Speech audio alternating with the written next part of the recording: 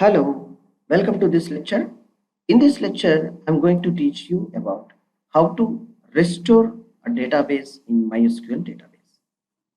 Using PHP it's a very simple technique rather than you have to concentrate on the main observations where you have to focus to take in a database backup successfully as a .sql flat file. That's a very important while taking as a backup. Whenever you want to restore a database, it's a very simple technique. You have already ready-madely the bundle of the package which you have available. Then give the source of that particular path of the file and make it as a restore.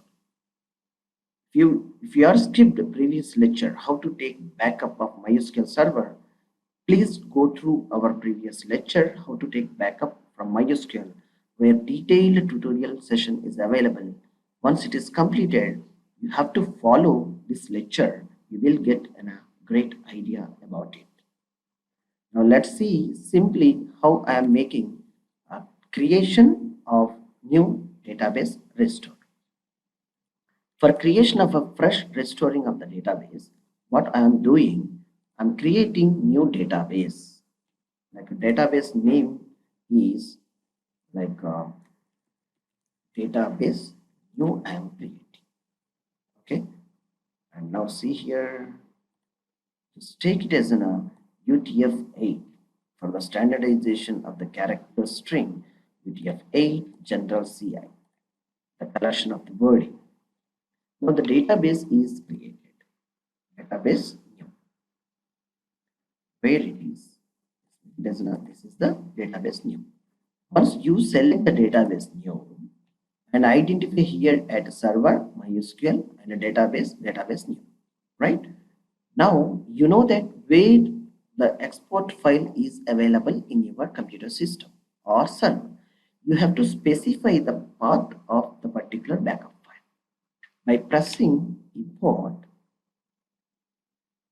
Now see importing into the database new.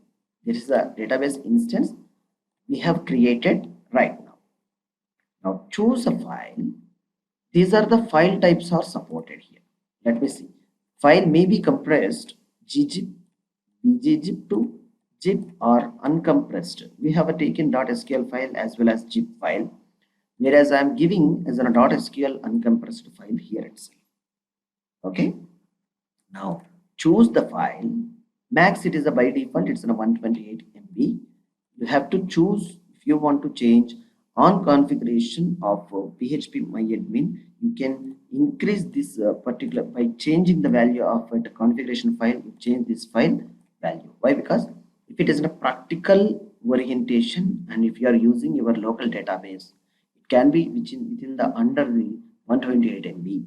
Whereas in production server and real-time data, if you are receiving, and that would be maybe changes to the level of this capacity of the file size.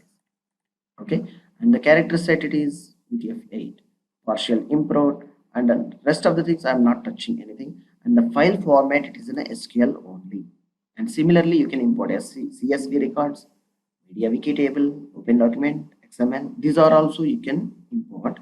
Whereas we have taken SQL as a backup in our previous lecture, the same file I'm going to receiving to import here by pressing select option of SQL here and compatibility board, nothing.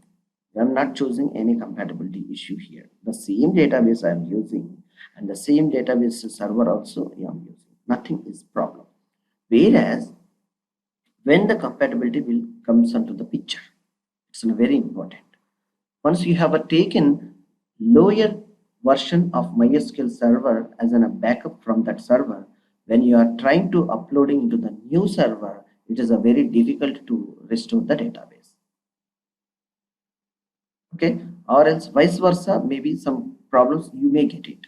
And the latest version of MySQL, if you have taken backup as a backup server and you are trying to restoring in the lower version of the MySQL server rather than backup file taken, it will give you some information of the errors. Okay, other than if the same server version and the same server if you are taken, you won't get such type of any compatibility issues in while like taking backup and restoring the backup into the specific file operations. Okay, and do not use auto increment for zero values, and this is also very important. Okay, press go here, it will initiate to restoring the database. And see now, you will get an information. See here, please be patient.